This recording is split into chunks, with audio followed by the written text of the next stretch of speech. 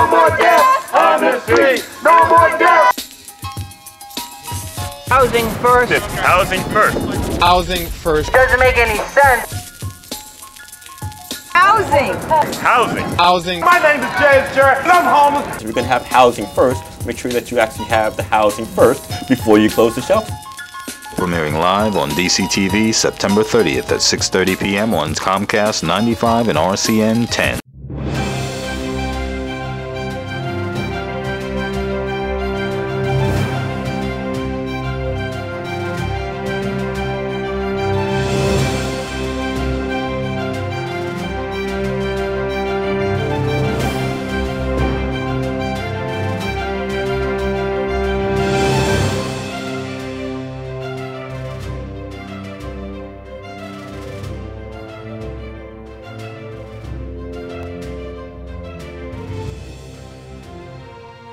Good day, my name is Gloria Minot, and I'm most honored to be your guest host today on Streets, where I strive to reach, educate, and transform society's views on homelessness. On April 2nd of this year, Mayor Adrian Fenty and a host of distinguished individuals presented to the District of Columbia, and most specifically the homeless residents of the district, a Housing First plan. Joining me today is Mr. Clarence H. Carter, serving as the District of Columbia's Department of Human Services Director since his appointment by Mayor Adrian Fenty on July 5th of 2007. This position is a cabinet-level position with responsibility for all income assistance support programs and related welfare-to-work employment programs, early care and education subsidies, and quality improvement programs. Those initiatives, of course, is under his auspices, and a wide spectrum of social service programs, including adult protective services, teen pregnancy prevention efforts, and homeless services. Mr. Carter, welcome. Gloria, it's my pleasure to be here with you this afternoon. Nice to have you. So let's talk.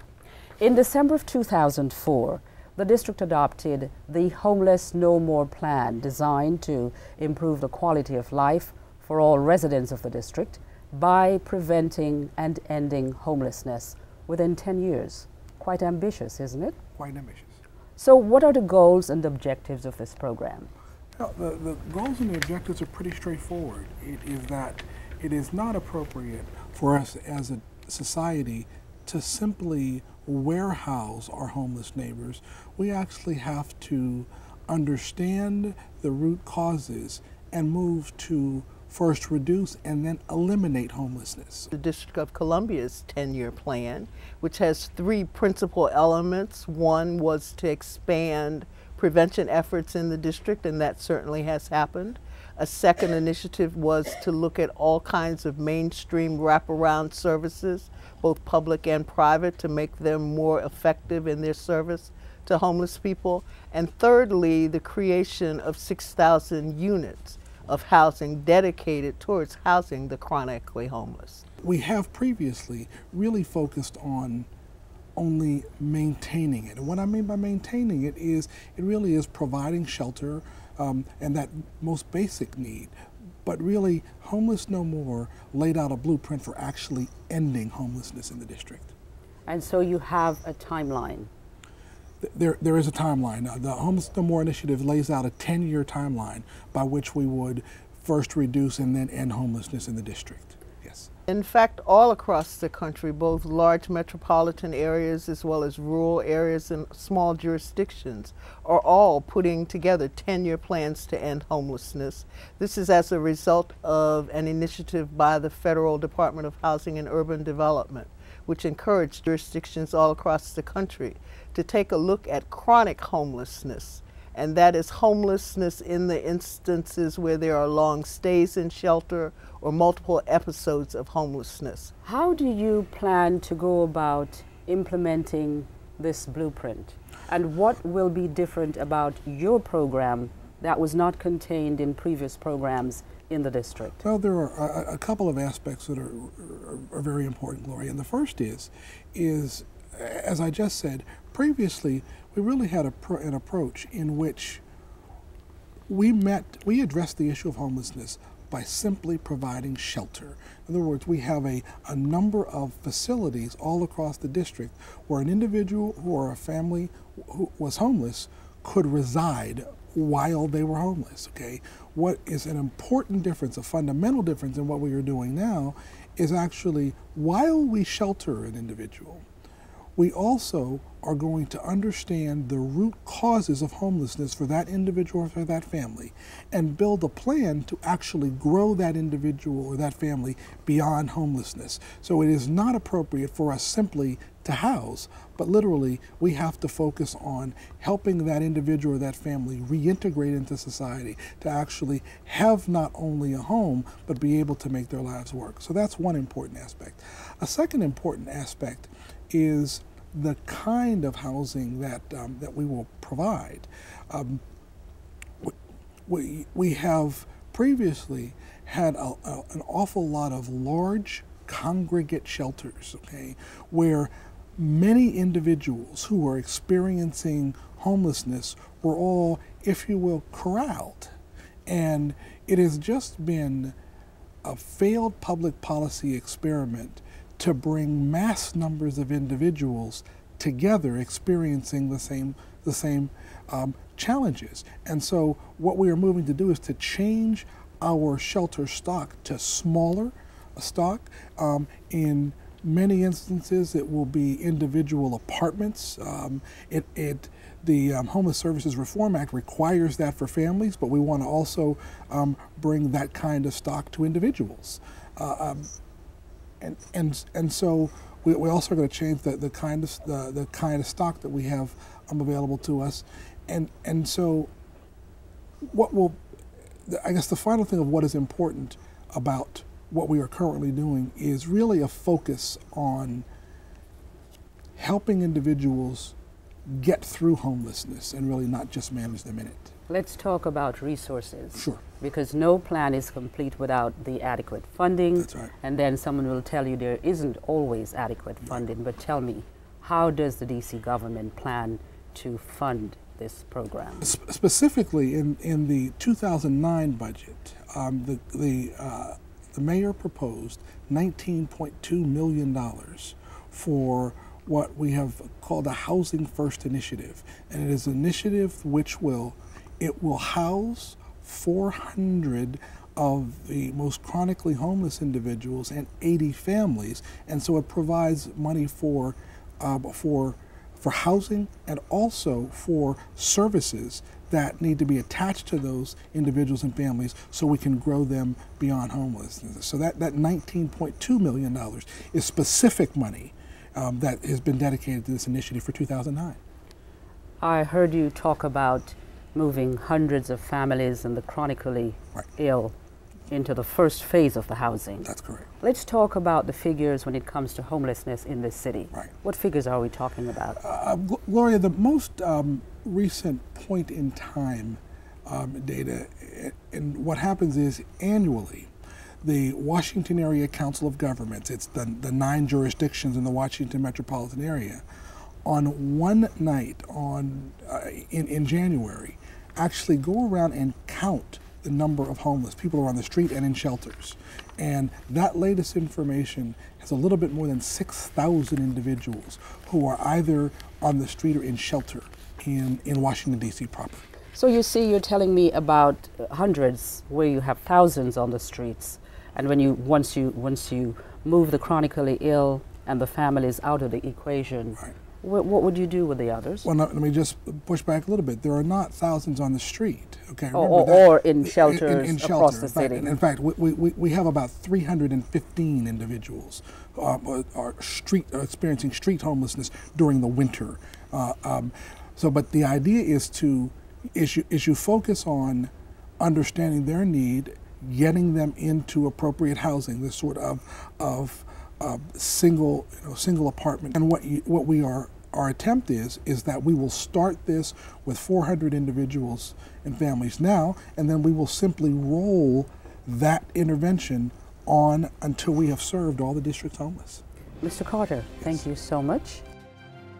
Now joining us, we have Christy Respris, who has been the Director of Programs and Development at Pathways to Housing, Inc.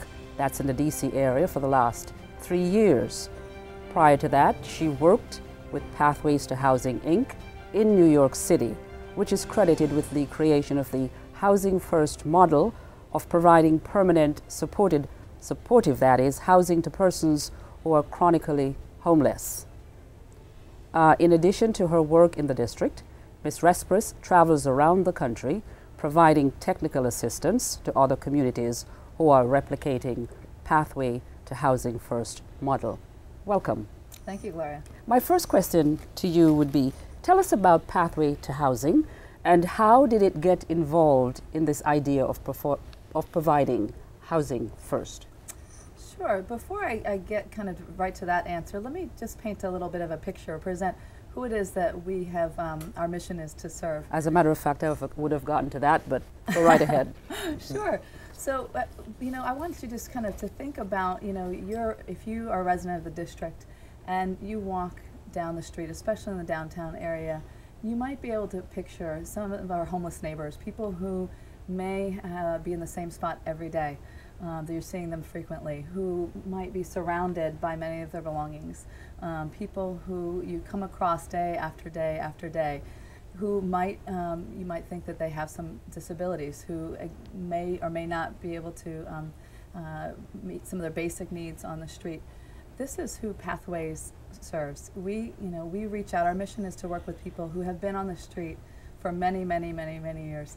And also are living with some serious disabilities, typically serious mental illness, and also some other disabilities, perhaps some physical disabilities, addictions, co-occurring disorders. And what we do is when we first meet a person, we ask them a very simple question, which is, how may I help you? And typically the answer to that question is, I need housing. I like housing. I've slept in hallways. I've lived in abandoned buildings. I've been through it, so I know what it's like, but you got to start somewhere, and this is one of the very best places to start. There's no rigid demands. It's what can we do to help you? What is it that you need most? Started in New York about 15 years ago with this idea of just listening to the people that we work with and offering them housing first. I think even in situations where there are issues of mental illness, substance abuse, HIV and AIDS, none of those things are barriers to providing housing. I think all of those problems are far more easily solved when the individual is housed. If you compound those issues with the absence of housing, you've made it even more difficult to address the underlying conditions. What happens next is that we provide very intensive support services to help people stay in housing for the people who need that, and especially the people that we are working with who, again, have some disabilities and some other need some support services. We have very intensive teams, and actually Clarence mentioned this earlier, this idea of supportive housing. Once we move people in, we surround them with services according to their needs, what they're able to identify as the things that they need. Psychiatric services, addiction services, helping them find work, reconnecting with family, and really meeting their medical needs as well. Let me get back to something you said initially. Sure. You go and get your clients, so to speak, from the streets. Mm-hmm. You literally pluck them from the streets. Mm-hmm. How do you determine that they are ready to live in an apartment by themselves if they suffer from a variety of problems, mental and otherwise? Gloria, that's a great question, and that's a question that we're asked quite frequently.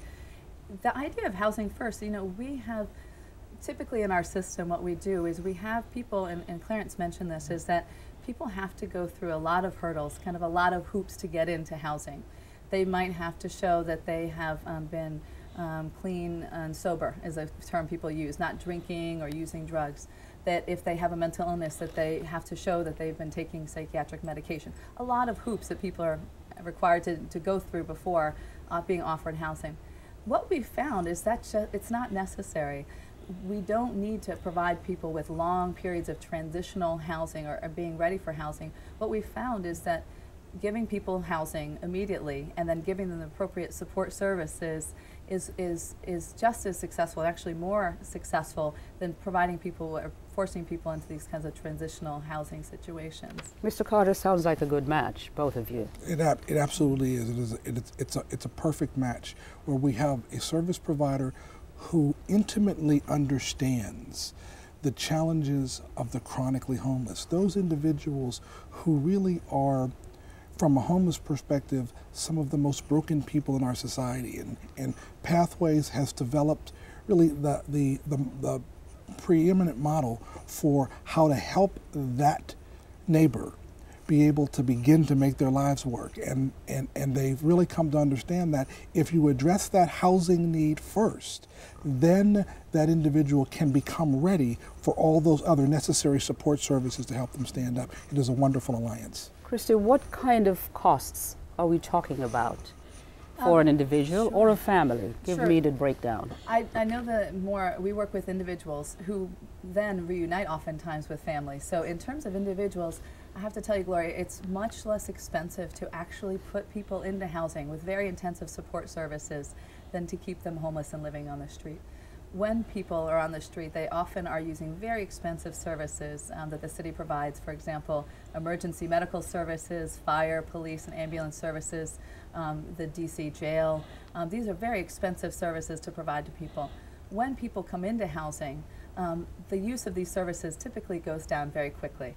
And what the costs are for our program, which is the most intensive level of care, the supports that we provide to people, plus housing, is about $22,000 a year, which is less expensive than a bed in the DC jail for sure, or for certainly time in St. Elizabeth's Hospital, or even a shelter with support services. Mm-hmm. And Gloria, if I could just add, the important thing is that we are paying that cost of serving that individual one way or the other. We are actually, we find that it is less expensive, as Christy mentioned, to do this front-end intervention to help that individual stand back up than to actually do the back end of either incarceration or our emergency services system. So society pays the costs for serving that individual. We can actually reintegrate that person for less cost than the other services of the back end. How did you find each other?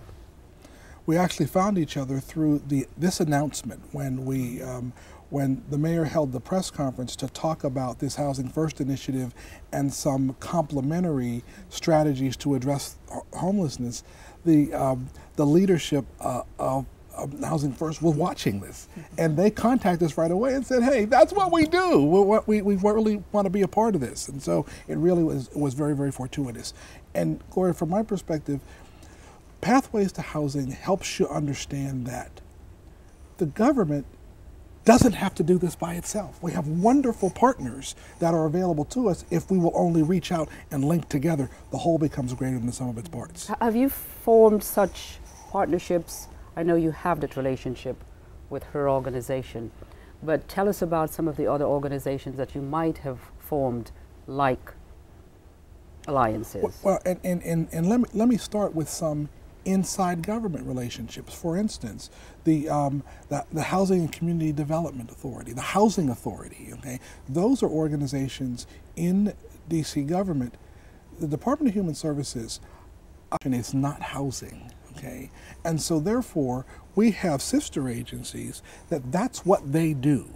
And so we partner with them. So again, we are all doing that which we do best, but it ultimately serves the customer. One of the features of this new plan is that all of the district agencies are to retool their grant processes to put together consolidated streams of funding as well as application processes so that agencies that want to address the problem can have, if you will, a one-stop process to be able to create the housing. It really is this kind of notion that if we link hands as a society, with each of us doing the little bit that we do well, then that together makes enough to be able to serve all the needs of our city. Mr. Carter, let's talk again, because it's always good talking to you, considering that you're the one person within this framework here today that can tell us all we need to know about the government's plans. plans are to move people from the temporary shelters they're in. That's right. Along with pathway to housing, making permanent their living situation. So, and the plan is 10 years. The Homeless No More plan initially it had a 10-year horizon from when the plan was adopted in 2004. Then by 2014 we would have moved to end homelessness in the district and laid out a number of strategies by which we would go about doing that. And Gloria, if I could to really to kind of rope back in and highlight what I talked about in the previous segment of it's not enough to simply house. We understand that if you want to actually help that individual grow beyond homelessness, well, housing is first. That's the front door. But then with that, you have to combine supportive services that are specific to the challenges that that individual or that family has. And when you do that, when you custom tailor that service mix to that individual, then you have a formula which helps them grow beyond the circumstance. And so what's exciting about this time and this opportunity is the district has drawn a hard line in the sand and said it is no longer appropriate simply to provide shelter, okay? That we want to, as an enlightened and compassionate community, we believe that it is our goal to help our homeless neighbors to grow beyond that condition, that is not an acceptable condition in our community, and we will certainly serve the condition, but we will serve the condition from a perspective of helping people to grow beyond. And I just think it provides an exciting new moment in the history of this great city. I am optimistic that this administration has all plans in place to make this happen within the time frame allocated. What will happen to this program? Because I heard you mention that 2004 was when this came into being, correct? When the plan was first adopted, that's correct. What happens if, let's say, another administration comes along, the program is incomplete? What then? Well, here's what it would be our hope. First of all, this mayor adopted a plan which was a plan of a previous administration. Okay, and what we hope is that we have so well defined this and have so much energy that no one could stop it. That's what our hope would be. Ms. Respis, Mr. Carter, again, we'll continue this conversation. Now let's shift gears and take a look at another part of this April 2nd conference that has been dealing with the closing of the Franklin shelter, located around 13th and K Streets in Northwest, in the heart of downtown D.C. Now joining us is Mr. Eric Sheptock, a resident of the Franklin School Shelter who came to D.C. in August of 2005 to engage in anti-Bush activism.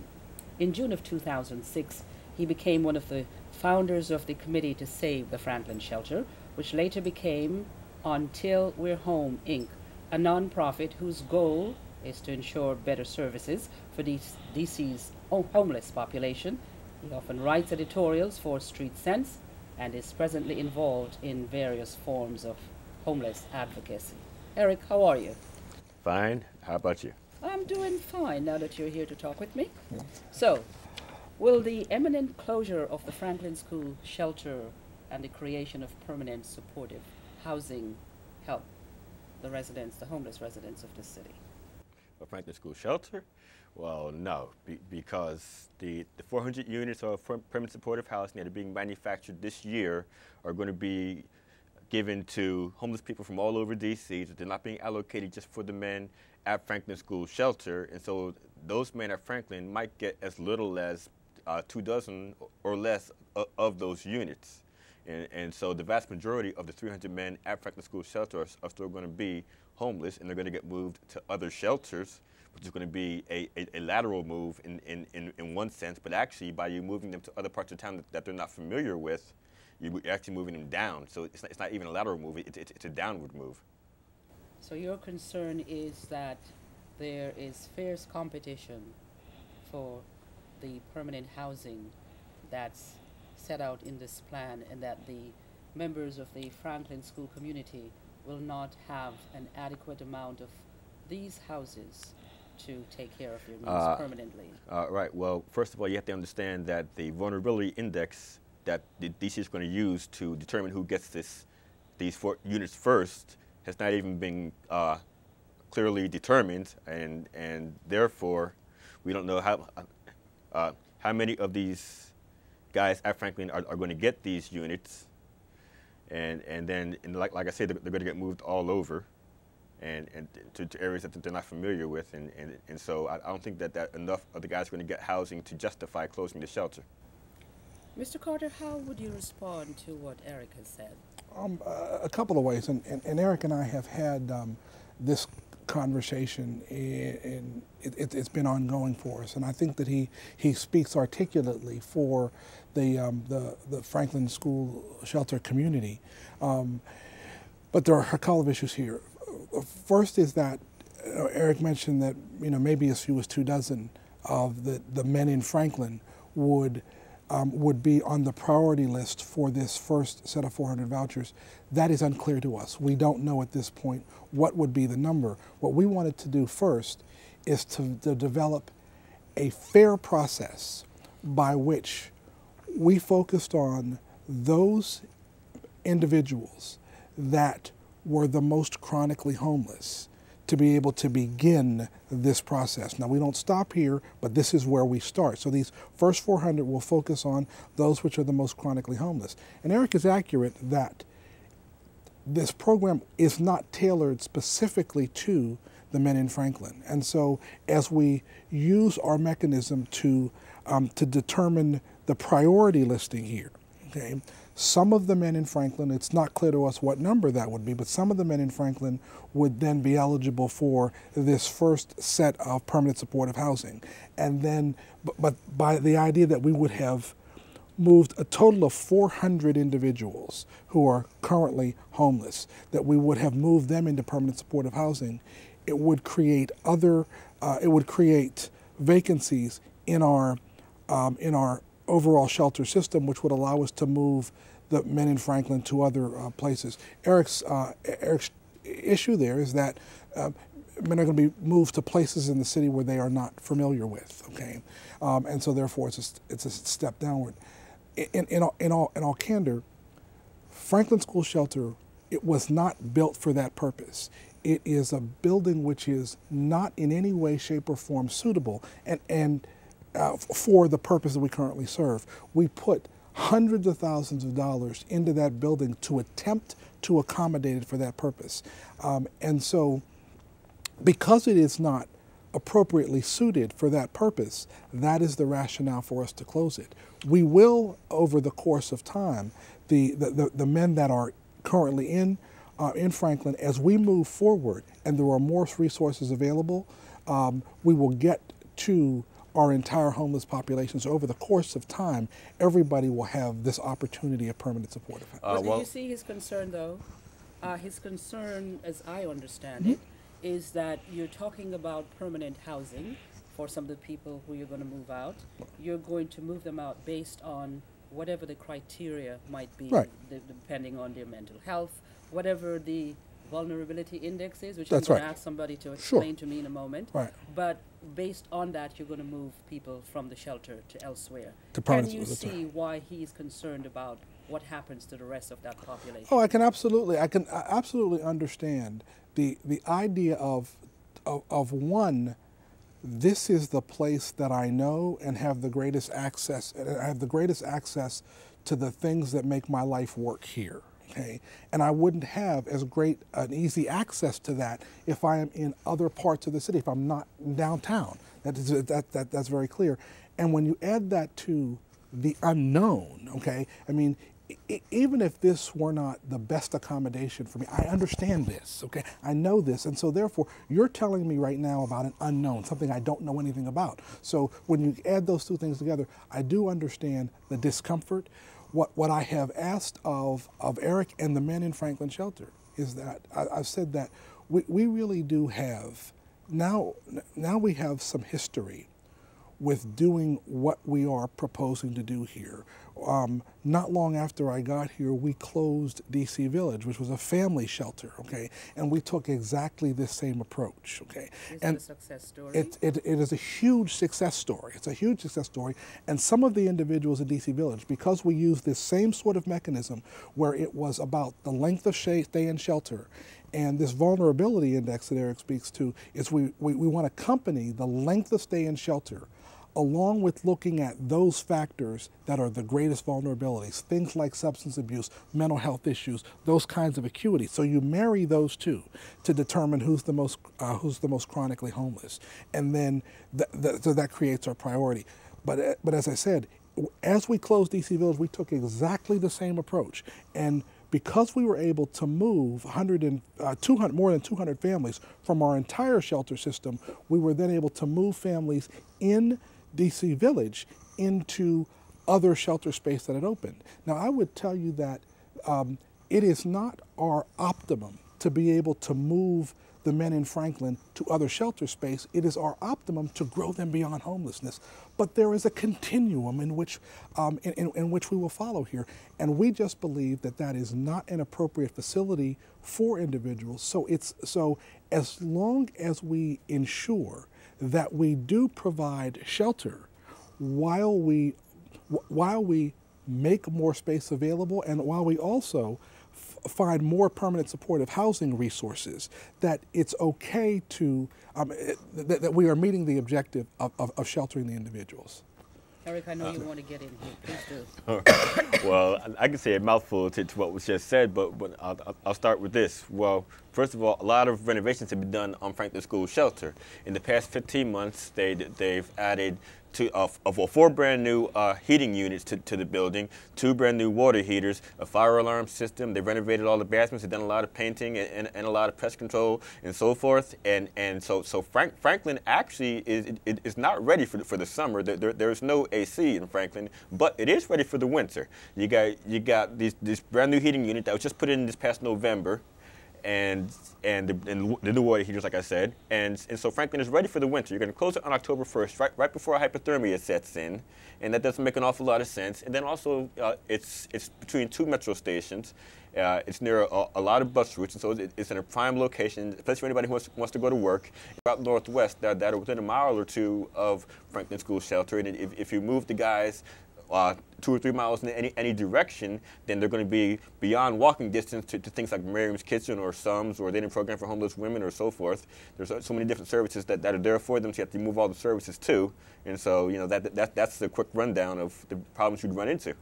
Let me ask you this. What exactly is your conclusion as to why the men are being moved from the Franklin School Shelter? Well, I'm going to shoot from the hip on this one. You see, I think that DC government feels like they're just an eyesore because everything around Franklin School Shelter is so built up, so developed. You got buildings that look like they're less than 10 years old around Franklin School Shelter, and then Franklin is the oldest building, you know, in that area. And you know, it does look rather old from the outside. You can fix it up. I mean, I'm sure you could, but it is the worst looking facade. And so I think they want to move the guys out and renovate the building and turn it into something that'll make money for the area, and that they feel like the homeless men are an eyesore, and they bring down the value of that neighborhood by being there. Do you concur, Mr. Carter? I absolutely don't concur. And you know, the one thing that, and I think that Eric would agree with this. Since I have, in my short tenure here, my short 10 months in the district, we have been transparently honest with everybody for what this approach has been. Okay, what our rationale for what we're doing, and how we were going to go about it, and we have gone right to the customer that we are attempting to serve and explained our motives. Okay. And the motive here for me, and since I am the person with the responsibility of executing this, okay, and I have been in conversations with the mayor and the city administrator, and what the mayor said to me is, he said this when he was on council, that was an inappropriate place for us to house homeless men. It was an inappropriate place for that. And why did the mayor think it was inappropriate to use it for homeless housing? The reason it's inappropriate is because I have gone through my email, and Eric and I have become email buddies. In the short time that I have been here, I have gotten 137 emails from Eric. He's a wonderful advocate. And in a space of how many? 10 months. 10 months. And 122 of those emails are about problems in Franklin. 122 of the 137 are about problems in Franklin.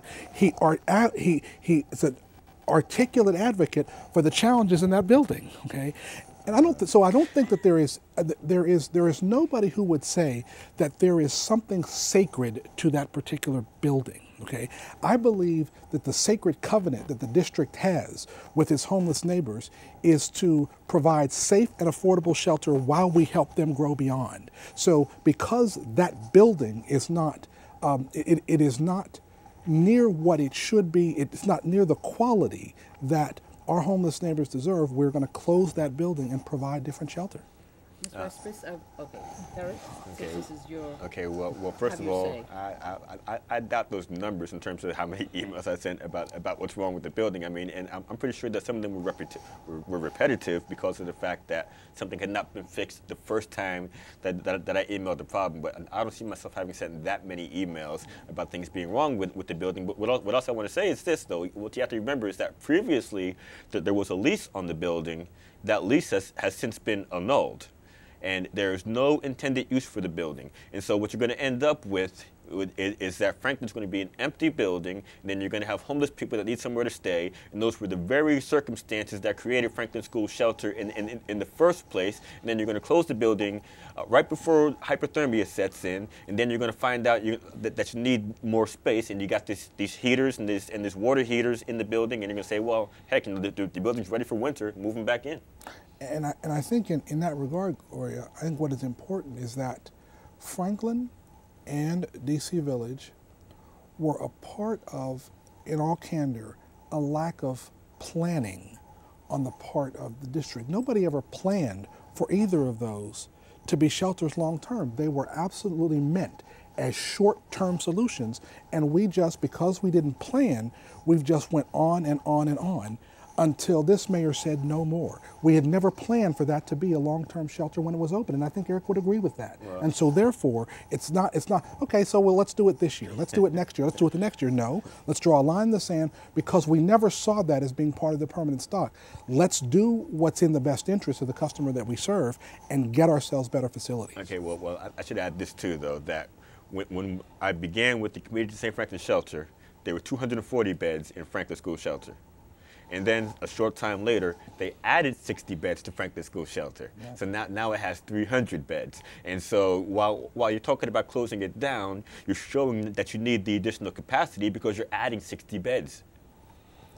And we are providing for the additional capacity. In other words, we are not going to have 300 fewer capacity because we close Franklin School Shelter. Again, I'll go back to our DC Village model, okay?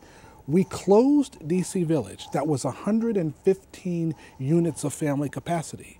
We ended up adding 212 units for a net gain of capacity. And we will do exactly the same here in Franklin Shelter. Yeah, but it will be different kinds of capacity. Let me get Ms. Respis in here. She has been sitting patiently, and this indeed is a three-way, four-way conversation. Okay. What are your thoughts on what you've just heard?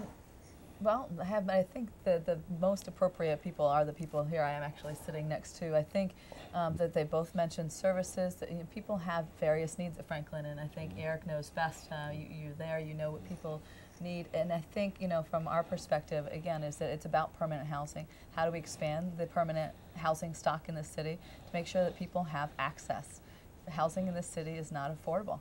For the working wage that people make. A lot of folks at Franklin, I understand, are working part-time, some full-time, but even at that rate, they cannot afford the housing in the district. So how do we make sure that the housing we provide is permanent, there's enough stock, and that we meet the needs of the people who are vulnerable, who are there, who aren't able to rise out of the situation of homelessness, even if offered the permanent housing without some other supportive services. Well, but what you need to understand too is that a lot of the homeless people actually feel connected to the area that Franklin is in, to the Ward 2 area. And therefore, if you shut down Franklin and you open up shelter space elsewhere, they aren't going to go. They'd rather sleep in the storefronts. And so what essentially is going to happen is that by the guys not choosing to leave that area and sleeping in the storefronts, the same guys who were declared to be an eyesore, rather indirectly as it may have been, are now going to be even more visible because you're going to have even more of them sleeping in the parks and in storefronts. And then finally, I'll say this, which is that, you know, you shouldn't get rid of what you got until you get something better. And so don't close down Franklin yet until you're sure that you have enough space that people are actually going to use. I mean, because if you're going to have housing first, make sure that you actually have the housing first before you close the shelter, right? And again, to go back to our DC Village model, which is exactly the same thing here, we had a goal of taking that shelter, that inappropriate shelter, out of our family inventory. And so we found at the same time that we closed the front door of DC Village, we developed 212 additional single family units, okay, and moved individuals in so that as we closed that front door and no more folks went in, we were able to empty it, okay? So no one was put out in the street, and no one will be put out in the street as we move forward. We will identify new stock and in an organized fashion assess folks and move them into this new housing. And I think the thing which I guess would be my prayer is that Eric has painted a pretty bleak picture of the future where the men in Franklin are going to be sleeping in storefronts, okay? When we began what we began at DC Village, okay, I think that if anybody were to bet, they would have bet that we would not have been successful. But we have wonderful success stories. First of all, no one was displaced. No one was in the street, and we have wonderful success stories about families beginning to recapture their lives. And so that would be what I would present as the vision of where we go here, where men not sleeping in storefronts, okay, not sleeping in a building which is inappropriate, but for us beginning to identify their service needs as we move them I won't argue, as we move them to other facilities in the short term, but we begin to address their service needs and help them recapture their lives. So I don't see a stark, bleak picture of the future. I see that we have laid out a very aggressive and a very forward-looking plan that will actually help all of the individuals and families who are suffering with this the despicable condition of homelessness, how we help them recapture their lives. That's the picture. Eric, you have clearly not seen a lot of optimism in the mayor's plan. Right. For you, what would be your ideal situation? The ideal situation would be to keep Franklin open until we move the guys into housing, because I think he misunderstood my point when it said about the bleak picture that I was painting there. Because, you know, if you move the guys from Franklin into housing, they'll run for that. But if you move them from Franklin to another shelter, which is further from what they're used to, then they're going to go to the storefronts and the parks. So they'd be glad to go into the housing, but until you get the housing, keep them in the area where they're at. Because like I said, you know, moving to another shelter, it's not even a lateral move, it's a downward move, because you're going to an area that you're not familiar with. And that's going to be the primary issue that you're going to have to deal with. And then what else you have to remember too is that Franklin is not a family shelter. Franklin is a low barrier shelter. And low barrier basically means that you got the hardest people to deal with. You know, you got the highest percentage of things like drug use or mental illness or what have you. And so you're comparing apples and oranges when you compare a family shelter to a low barrier shelter. Mr. Sheptalk, I'm going to have you explain to me when we continue this discussion what the vulnerability index is. I never got to that, but I'm going to ask you to do that. Thank you so much for joining me in this segment. And last but not least, I'd like to bring on an old friend and continued champion for homeless advocacy, Mr. Jesse Smith. I had the pleasure of meeting Mr. Smith in his days to save the Franklin shelter some time ago, and I'm so glad to be back with him today. Unfortunately, we're back at the same place, the closing of the Franklin shelter. Jesse's a DC native, married for 30 years, has a BA in sociology and urban planning, worked for a large major telecom giant for 27 years. First and foremost, he's a part of the committee to save Franklin Shelter. Jesse, how are you? Good to see you. I'm fine, Gloria, and thank you so much for having me here. And thank you for always to see you. Always a pleasure to talk with you. As you can tell by now, we do know each other. So, Quite well. tell us about your successful efforts to save the Franklin Shelter the first time around, and what advice would you give to both Eric and Mr. Carter? Oh, I'll be more than happy to. If I may say, let me announce first of all that I'm coming from a primarily historic perspective, because my good brother and friend, Mr. Eric Sheptock, is current right now. So, but in any case, and as you stated before, we're right back at the place that we were before. A bit of history, if I may. The original closing of the Franklin Shelter was done under the previous mayor, Williams. Again, there was an idea of a displacement of persons who really relied on the meager service, knowing, again, as Eric explained, this is a low barrier shelter, so the services weren't that great to begin with. But well, how do you determine low barrier? What does that mean? A low barrier shelter is a facility that accepts without any real stipulation as to who you are. The idea is to provide you a bed for the night and perhaps a meal. That's it. The idea, you might have some services depending on where it is or how long the place has been, but the Franklin Shelter had none. I will pretty much say that. Or if I may, really to qualify the individuals that were there, that were working, they were understaffed. They did not have the kind of support that they really needed to serve the individuals that were there. To announce something that Mr. Carter had recently said, that particular facility was not designed to do what it was doing. So that's to give some credibility to the governmental staff, but still in all, it was created. So consequently, it was simply there to bring individuals in off the street. That was the initial concern. Get you out of the weather, maybe give you a meal, that was it. So the things that really needed to make people go forward, to have people go forward, the services, were not provided.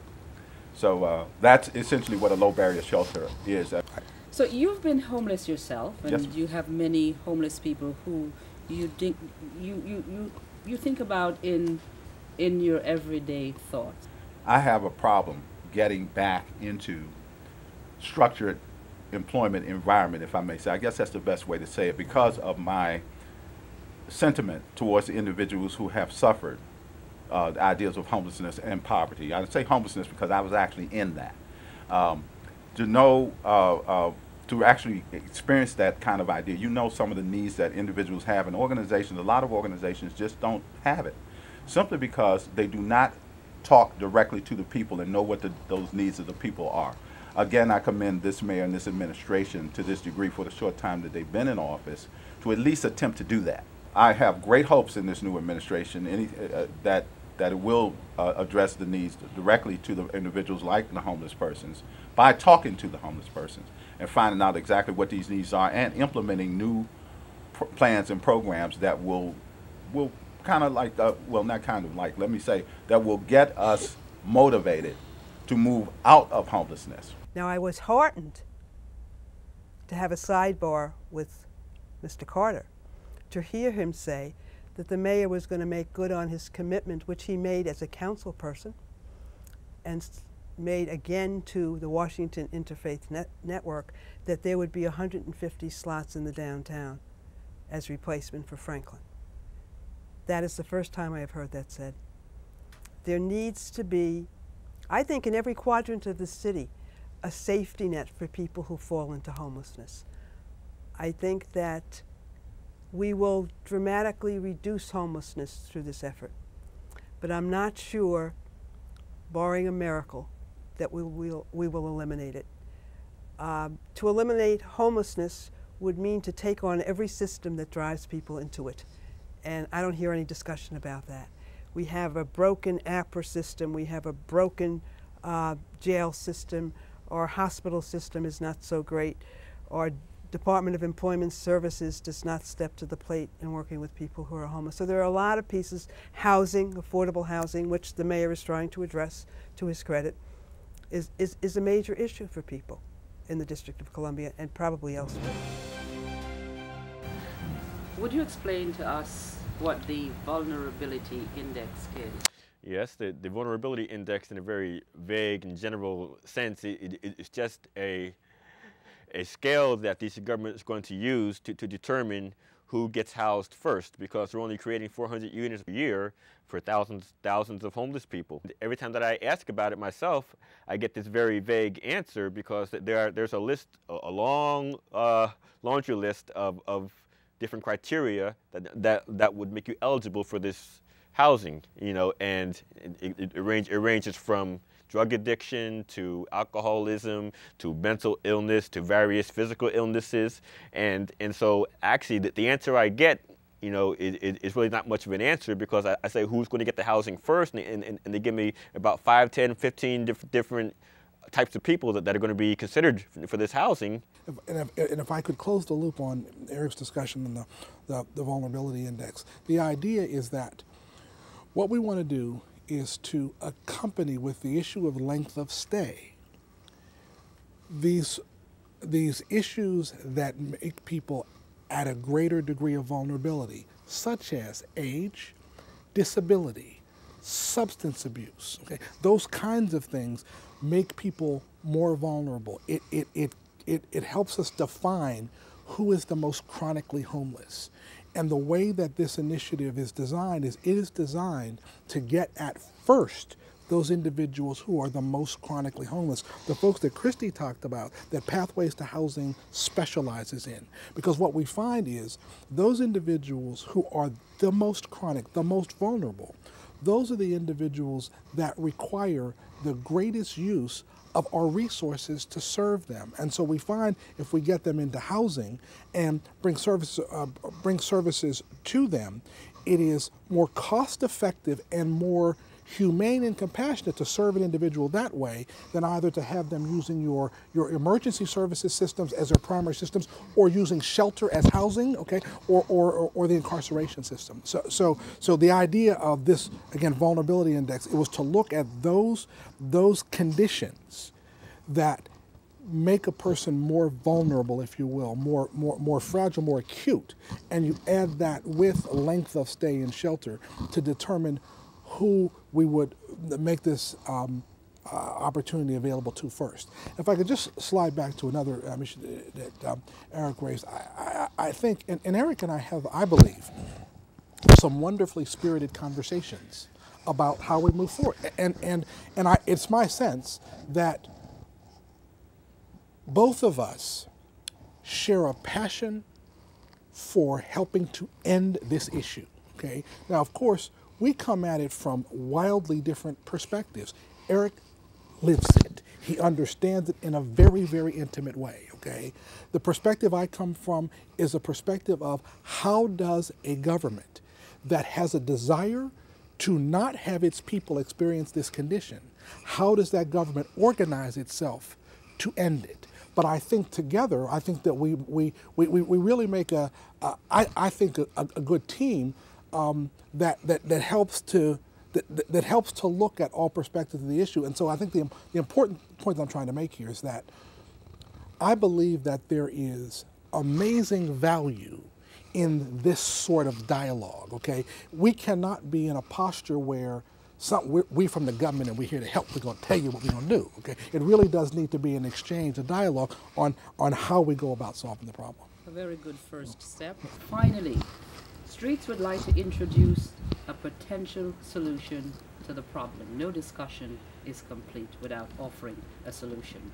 Let's look at an organization that is presently providing all the wraparound services imaginable for the homeless in California.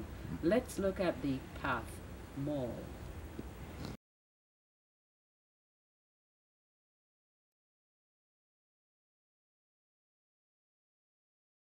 Our whole approach is addressing homelessness on every level and coming up with tangible solutions for homeless individuals.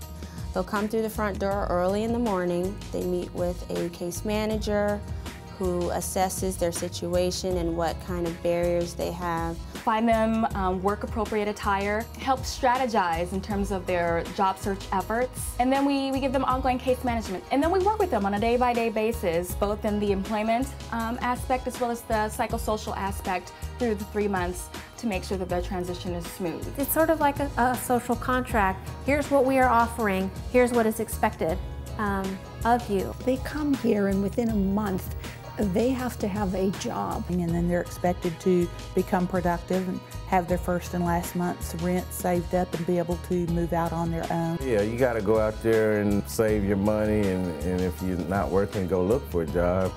So it's a program that tries to help the whole human being rejoin society. The program is very successful. Over 60% of clients that come to us leave our center with housing and employment.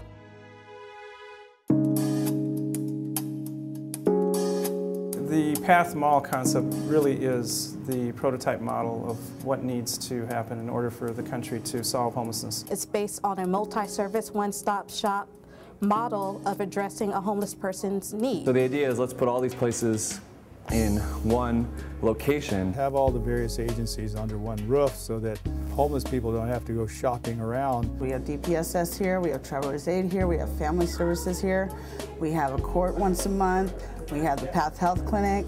They can come here and get a haircut, they can clean up, and that, in a lot of ways, is the most important part of what we provide here. We're trying to spread this idea so that collaboration and working together is something that doesn't just happen here on 340 North Madison, but it's something that can happen all over the country.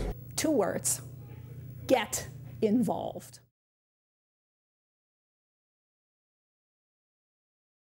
Stay tuned, as these issues are certainly going to develop quickly within the next few months. I'd like to thank all my guests for their insight and passion. Most of all, I'd like to thank you, our viewing audience, for your time and future engagement in the lives of our homeless citizens. Continue to provide a hand up and not a handout, as together we strive to reach, educate, and transform society's views on homelessness. Till next time, this is Gloria Minot. Thank you.